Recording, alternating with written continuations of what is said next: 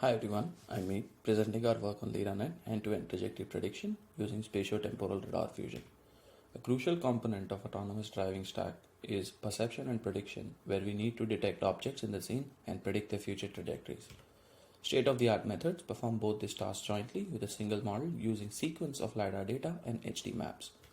However, since these methods rely on implicitly learning motion from multiple frames of positional sensor data, they are susceptible to lag due to rapid change in object dynamics and degraded performance due to low LiDAR response from occluded and faraway objects. If we had access to a sensor which provided direct dynamics information and could provide additional information and context where LiDAR response is low, we could potentially alleviate these problems. Radar is a sensor with such characteristics and has been used ubiquitously in ADAS systems.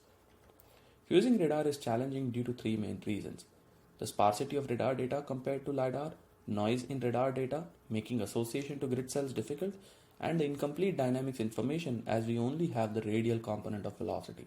We handle all these difficulties by using a lower resolution for feature extraction, using a graph-based densification for robustness to noise, and lastly, using multiple radar sweeps to aggregate temporal context and hence recover full velocity.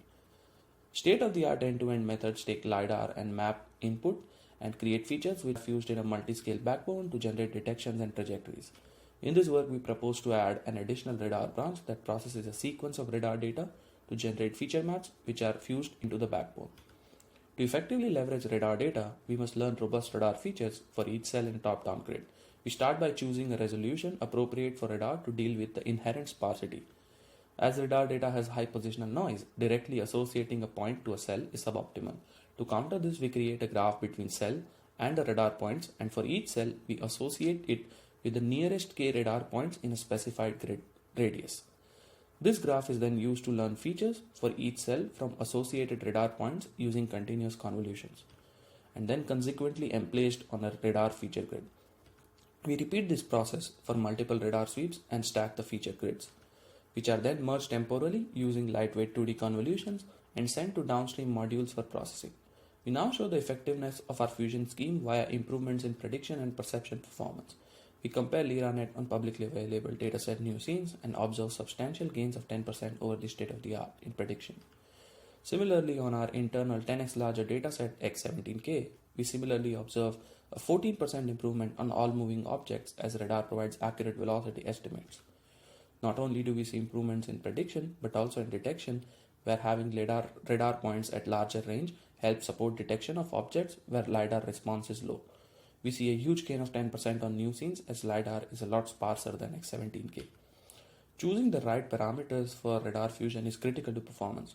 We see that naively fusing radar at same resolution at LiDAR without any association or temporal context gives almost no gain. Selecting the appropriate resolution to fuse improves performance by 6%. Associating points to cells using KNN graphs improves it further by 2%. And lastly, adding more temporal context further improves it by 5%. We now look at some characteristics of objects which make trajectory prediction particularly challenging and how adding radar impacts them. We look at distance of object from SDV. As distance from SDV increases, LiDAR response decreases, making motion inference difficult.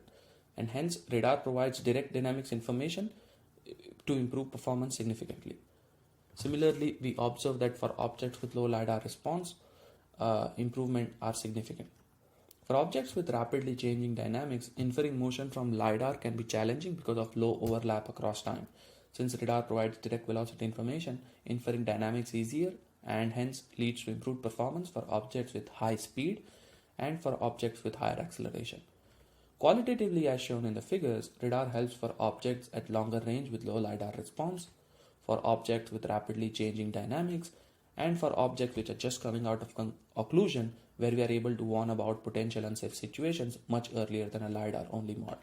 All in all, we proposed a novel approach to learn spatiotemporal features for radar for joint perception and prediction, and we found that incorporating radar improves performance significantly on objects with rapidly changing dynamics, on objects with low LiDAR response, and it also decreases the reaction time of SDV by detecting the changes in dynamics early on and increases the overall robustness, leading to a safer autonomy stack. Thank you.